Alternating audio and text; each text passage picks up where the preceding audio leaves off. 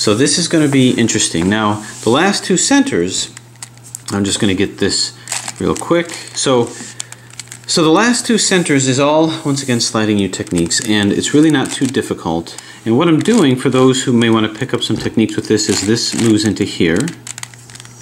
I slide the U to a different layer, move it down. Slide the U back to the original layer, move it back up. Slide the U to the second layer, bring that back up. In that way, we've reduced our 7x7. So here, well, we're going to do the same thing. We're going to take various opportunities to do these last two layers.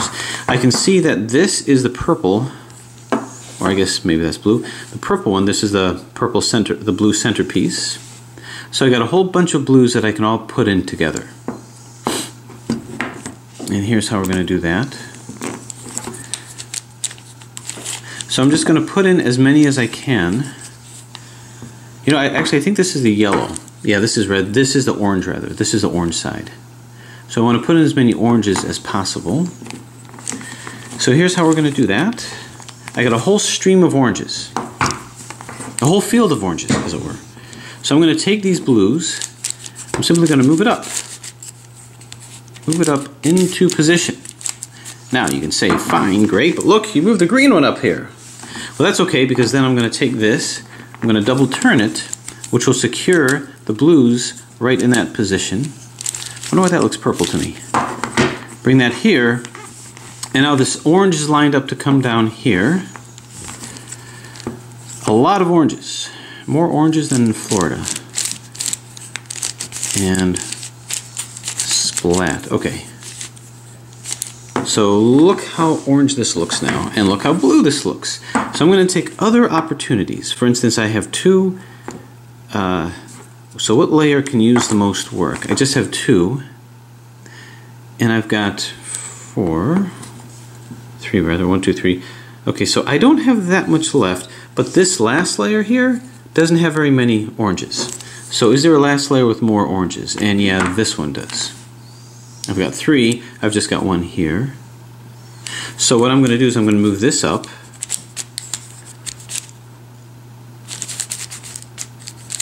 Like that.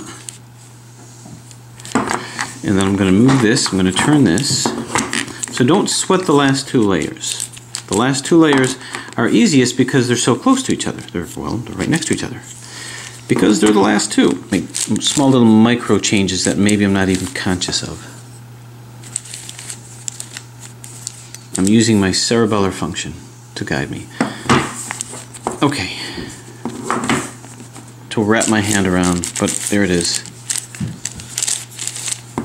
Because I don't have to do that in piece. Okay, so not bad. This is looking much more blue and this is looking much more orange. We'll just do it.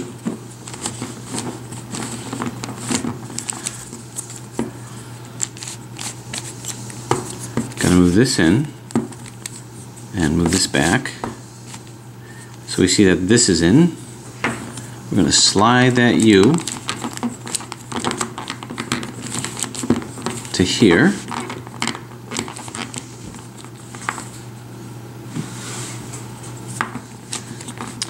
And now we're going to move this guy here.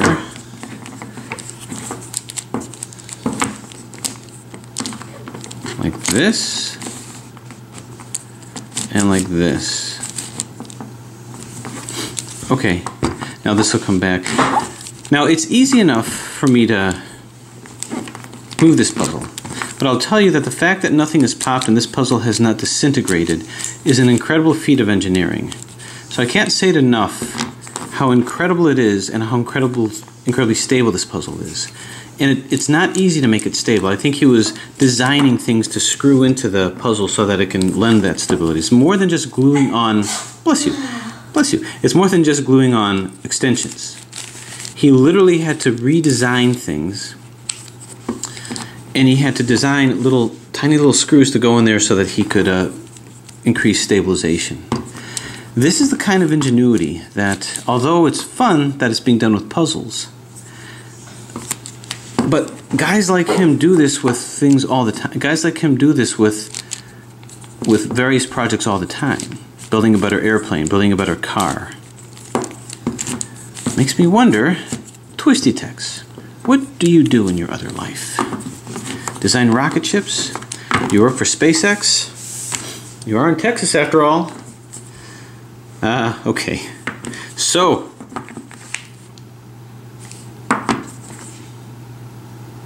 I've got a few more, but they're sort of scattered, so I just have to move them in individually. So that's what I'm going to do. I'm going to keep moving these in individually. Alright, we have just a couple more to go, so I'm going to turn this so that it is lined up with this, and let's go ahead and do our sliding U technique. Right, Jessica? Yes. Yeah. Can I go tell Noah that we're getting slushies? No, the deal is Evan has to go upstairs and say, Noah, let's go get slushies. Now this turns down here. And now this slides over to here. This slides over to here. And this comes up. Like I say, the more centers that I do, the better the alignment, the easier the alignment is. You can see even this layer is getting much better, which will be nice, I think. Okay, I believe we have one more to go. And now one more, which is down here.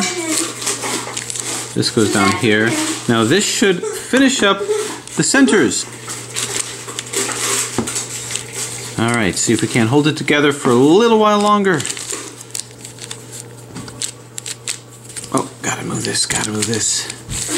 Very exciting, as this is a landmark time. Well, still have a ways to go, but at least the more I do this, the more the alignment works. Now we need to come down here, and now this will come over here, and this will come up here.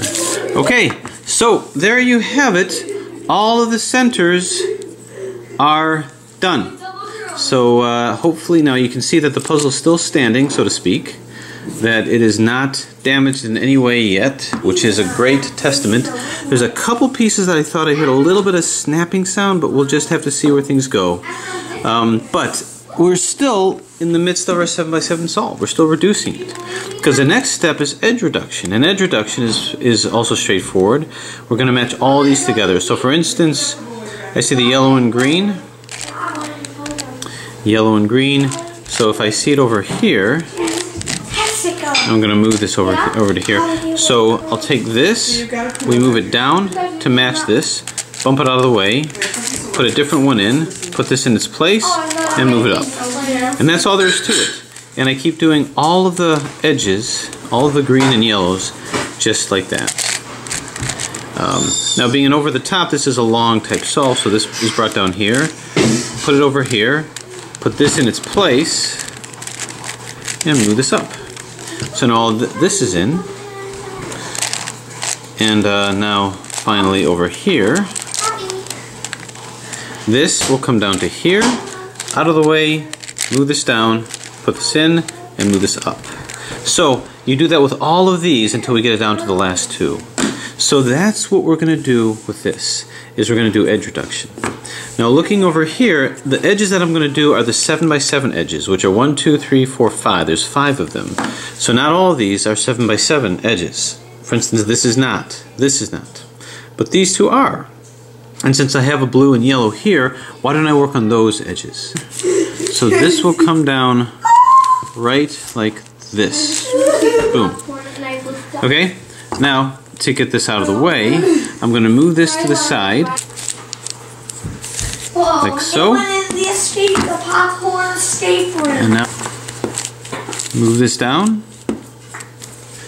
Move this across to replace it. Like so. And then I'm going to move this back up. Oh, so carefully back up. Got to get it aligned. Let's do this. Let's do it like this. Oh, this comes up like so, and this comes back down. Okay, so what that whole rigmarole did is it put this in. So I'm going to be placing more in. Here's another one. But this is not a 7x7 edge. Okay, so now this is going to make its way down to here. Now this time we'll go up. Okay. Okay, this will be pulled down. Now this has a couple here, but I don't think any of them are in. So we're going to move this down. Boom. Move this to the side. Put this in its place. Just go ahead and see if we can align this and turn it. This is then turned down, and then we replace this one up.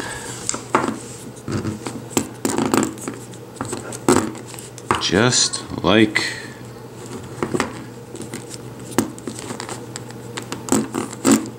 gotta somehow move this. There must be an alignment issue here. Oh, there we go. No wonder. This will go here, and this will come back. Okay, taking a look at what we have.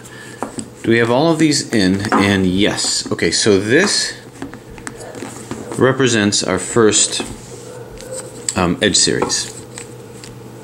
So now what we want to do is we want to find another one that we can do. See if there's any that already have a bunch in.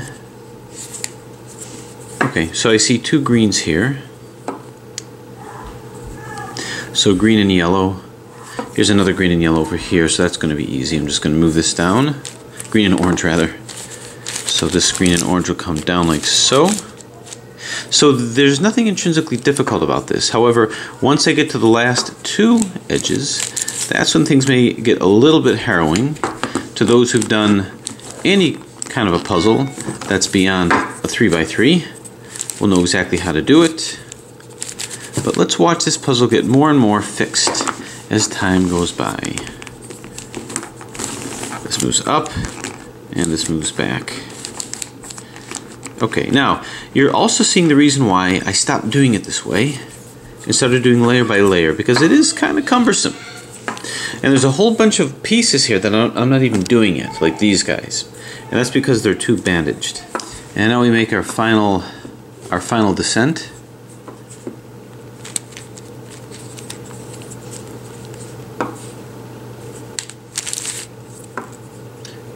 And I'm going to use this for reasons that will become apparent later, but we're going to move this down if we can. Move this down. Okay, so that'll put all these in. Now we just exchange it. Good. Now we're good. Bump it, put it over here, bumping it out of the way. Moving this layer in, maybe a little bit of a wind up. Good. And now we're just trying to get back what we took out.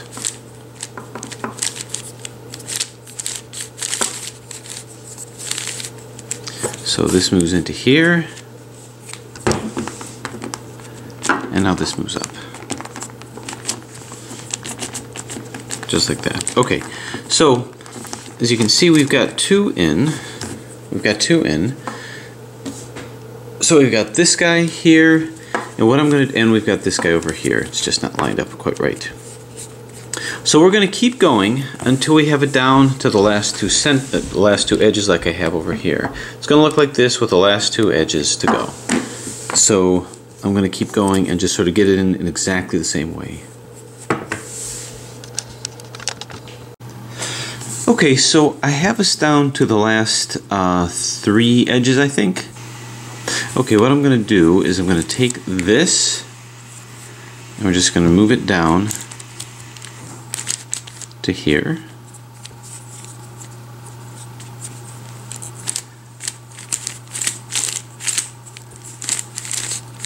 I'm going to move this across,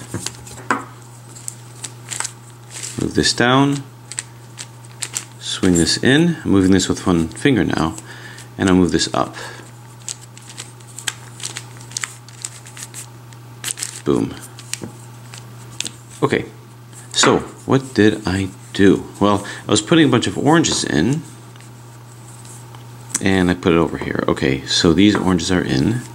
I've got a couple more oranges to place.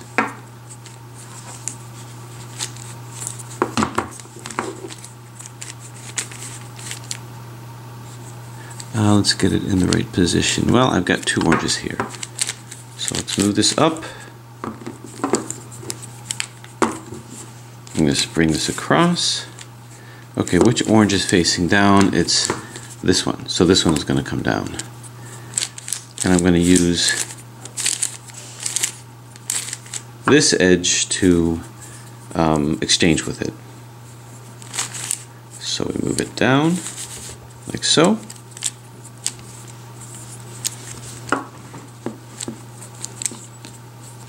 Okay, move this across.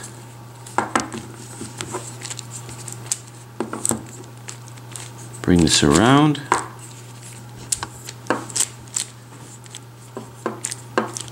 Align it. Move this back. And I'll move this up. Let's get her aligned here. Bang and splat. Alright, not bad. I think I have one more orange to go. Yep, right over here. And coincidentally enough, it's up here waiting for me.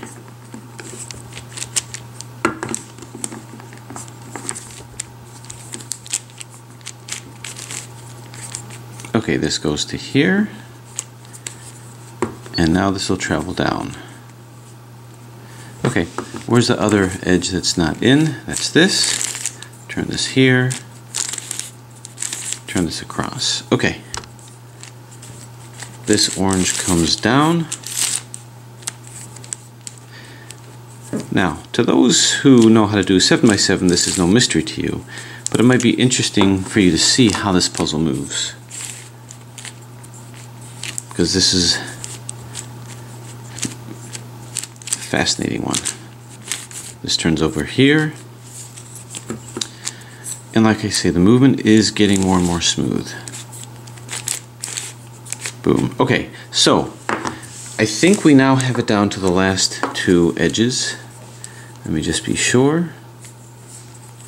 We've got, oh no, we do have more. We do have more because I see, well, maybe not. I see red and yellow. Yep, last two edges, these two. So how do we get to the last two edges? Just as a quick review, put this down here. Anyway, we can take a look at this here. But just as a quick review, the way the last two edges work is there is an algorithm associated with it. So I'm going to try to match things with this. So I like to take this, I'd like to move this over to here. What this algorithm is going to do is kind of flip-flop these two. This will go here and this will go here. And that's going to work by slicing this over here. Now the problem with doing that slice is this is going to be upside down. If I can avoid it, I'm going to put it the other way here. So I'm going to come over to here so it won't be upside down. So we'll slice it here, then do the algorithm R, F-I, U, R-I, F, and then we slice it back. Okay, so that did indeed place that over here. Yeah. So this will go here, this will go here. So I'm going to move this to here, do R, F-I, U, R-I, F, and this will come back. So you can see these are in and these are in, just right off to the center. Now these have to be flipped. This is why this puzzle has no parity, because in a 4x4 you wouldn't have this middle edge. These would be just look to be just fine, but they would be flipped compared to where they should be and you won't be able to solve it. But even before we do the solve of the 3x3, we don't even get past reduction until we know that this is placed wrong. So I'm going to flip these with the Red Bull algorithm to R, to B, to U, L, to up, RI, to up, R, to up, to F, R, to F, finish up with LI, to B, to R. So we're good here. We do the same thing here. So what we have is we have a completely reduced 7x7. So we're going to do the same thing. So this should be fun with a little extra challenge of the possible alignment issue. Okay, so I see this over here. This is over here. So what's going to happen is I need to do some flipping.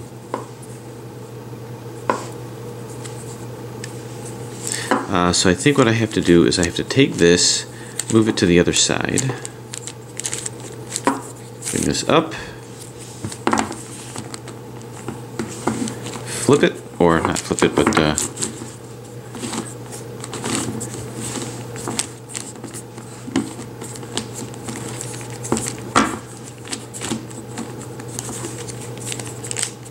turn this to the other side here, and then bring it down. Boom. Okay, so what did I do all this for? Well, this and this, so these two will flip-flop. This will go here and this will go here. That's not exactly what's happening. Really, what's really happening is this goes here, and this goes here, which is good because I won't have to do any red bulls with that. So I'm going to put this to, oop, oop, oop, oop, careful. So this moves, I got a hard clunk here. This moves to here. Then I do that same algorithm, which is something's clunky here. R,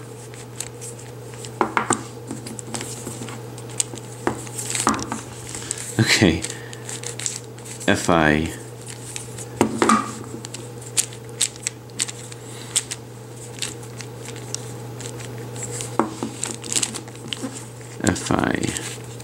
U.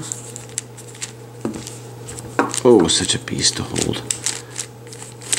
RI, F. And now this is pulled back. Just like that. Okay. So as you can see, this is fine on either side, and this is fine. So we don't have any uncomfortable red bulls. Now, same thing. This, well, let's see. This is our center. These are fine. These two can flip. So this will end up here and this will end up here. However, if I do it from this perspective, will that work better? Possibly. Because this will go here, this will go here, and this will go here. I may be a little off in my thinking. Yeah, this will go here. This is a center 1, 2 from that. This is a center 1, 2. So that will work even better. So we're going to go up with this.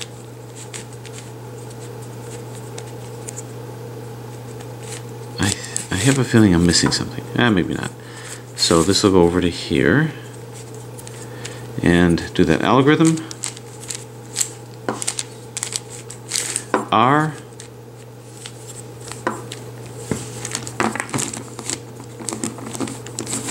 FI.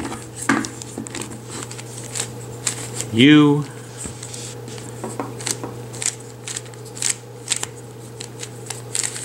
RI. F. And this comes back.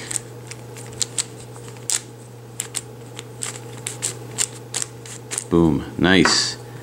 So this all fits together nicely, as does this. Luckily, I didn't have to do a Red Bull algorithm to do that. These edges are not part of our 7x7 edges. Just these are. So really, we have this situation. This is now a reduced 7x7. So we'll just kind of look at this because you don't see this too often. But this is the 7x7 reduction over here. So this is equivalent to this right over here. So you can see that it looks a lot less chaotic. Still looks very artistic. I wouldn't even mind having a bunch of these puzzles in various degrees of solving and just decorating an office or a house with various degrees of solving with this. So if I can convince Twisty Text to make maybe 4 or 5 of these, I can have them in different states of solve with little pictures of it. What do you think, huh? Could be a life's work. Anyway, this is then solved just like a 3x3, as this will be solved just like a 3x3. So that would mean... So let's apply that to this. Now we're down, we have it down to a 3x3 solve. And I think I'm going to do the white here because it's going to be easier to orient ourselves with that. Okay. Gonna go like this. See if I can set any 3x3 records with this. Doubt it. And move this up here, and this moves up here.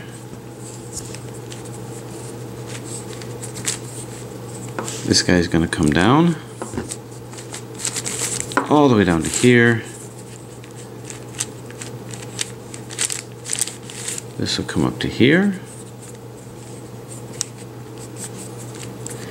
And like I say, if I'm just doing, if I'm not doing any slice moves, and I have a pretty good visualization of the center pieces and edge pieces, inner edge pieces, then alignment is not as much of a problem.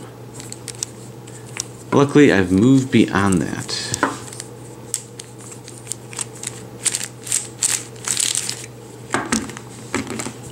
But believe it or not, aside from perspective, this is not the difficult part of the ultimate shapeshifter solve. Okay, you see I've got my cross. Now what's neat about this is we're going to start to get our shape back, our native shape back. Okay, this is the orange and green here. So I'm going to start rolling my corners in. Here's the orange and green corner.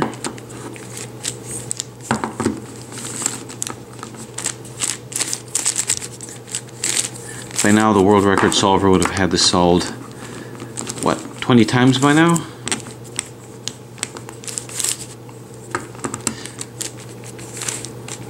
Here,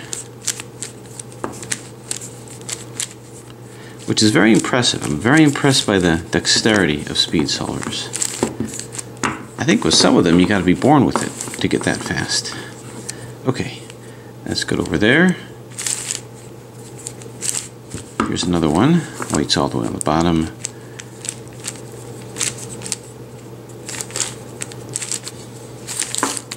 Now, although the movement is good, I can't be too lulled into a false sense of security because I might put too much pressure on the wrong piece, thinking it's going to move just fine. I still have to apply the same cautiousness, the same checks and balances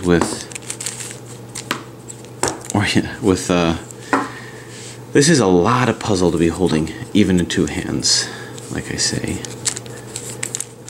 Okay, this one goes here.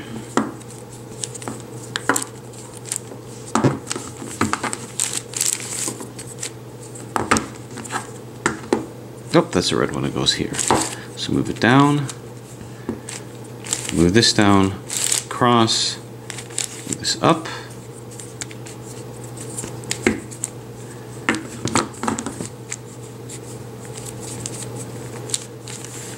move this down,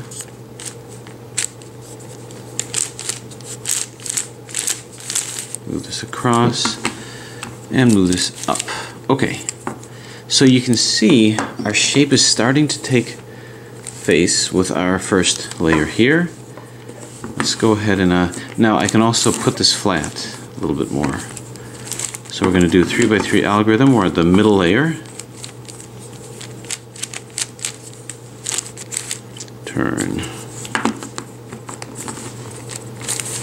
turn, and down,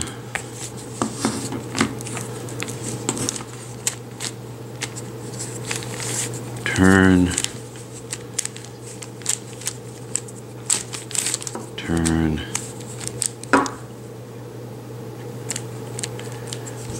this comes across here and down. Okay, we keep going. This one I'm just going to do a 2R. Whew. 2U.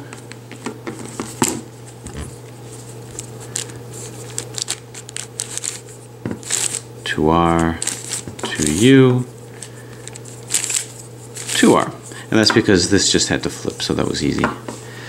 Okay, what else we got? We got this guy here. Oh, which guy where?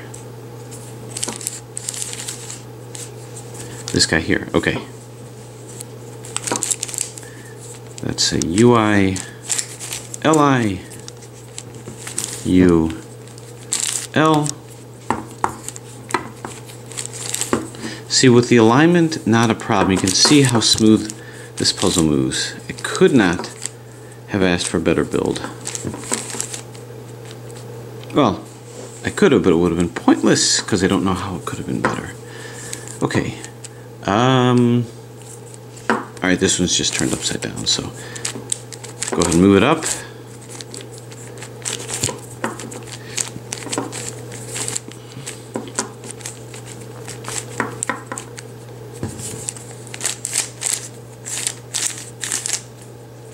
Come on up. There you go. Turn and down.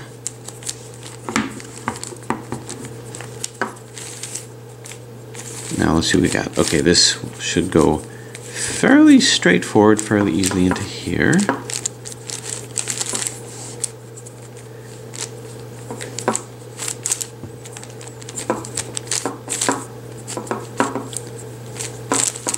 Turn and up. Turn and down. Okay. Whew. There's our middle layer. Now for here, okay. I'm going to do Suni, U-R-I.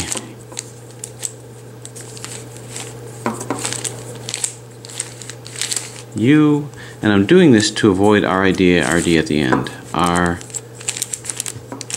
to U, RI. There should be just one yellow one facing up, and there is. And I'm going to do an anti-Suni, which is LI UI.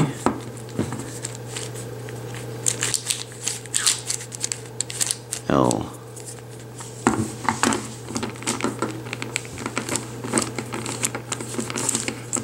UI LI, whoa,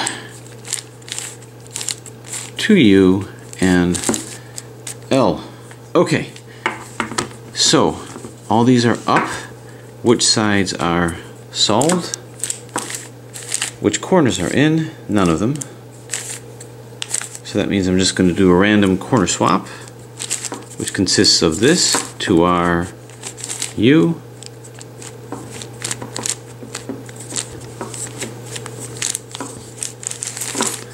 R UI, got to do a 2R, get ourselves aligned here, 2R, we do a UI, and we do a D, boom, and then reverse that with a 2R,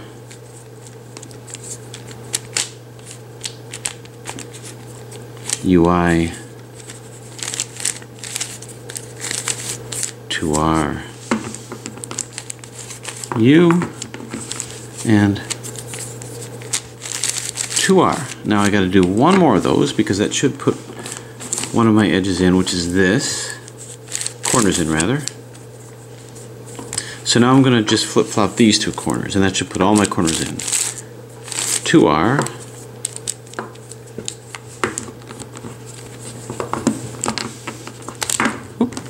almost dropped it.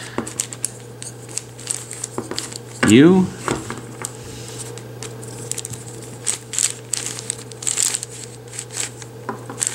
two R,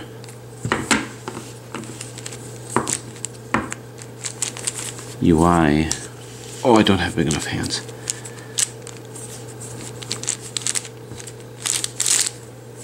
Two R, UI, D. You know what they say about the size of a puzzle solver's hands? Big puzzles. And then 2R, UI, 2R, U, 2R. Move this bad boy back. Okay, all the corners are in. Now we just have to move the edges. Opposite edge swap, 2R,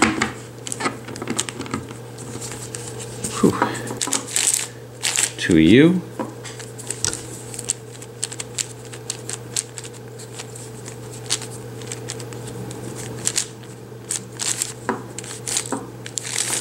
two R,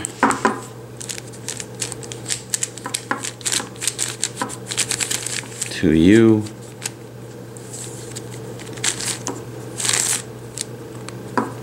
2R, 2U, and now I just do an adjacent edge swap here, slightly longer algorithm, but doable. 2R, U,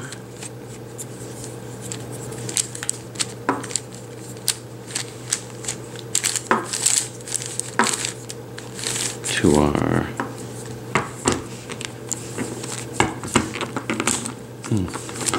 U,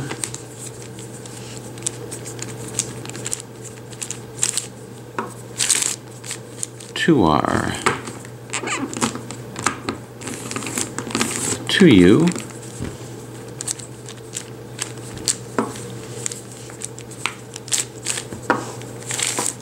R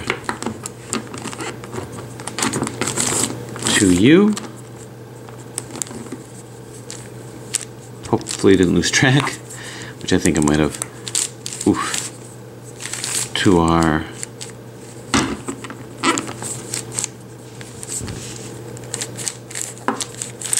U,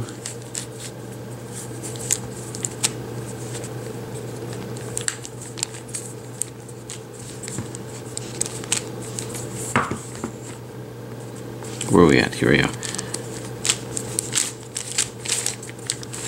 2R, UI, and finally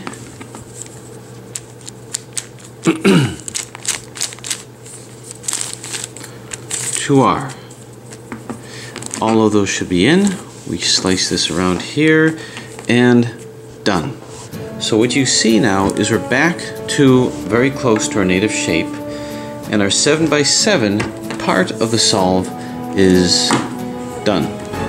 So that's our 7x7 portion of this. But the action has only just started. So lest we lull ourselves into a false sense of security, the fact of the matter is we're close, but we're not quite there. However, we've managed to free up a good number of layers. We now have this layer freed up. And the reason why I did this is because a lot of the bandaging has been taken away. So then we move into the next step of this incredibly fantastic and wonderful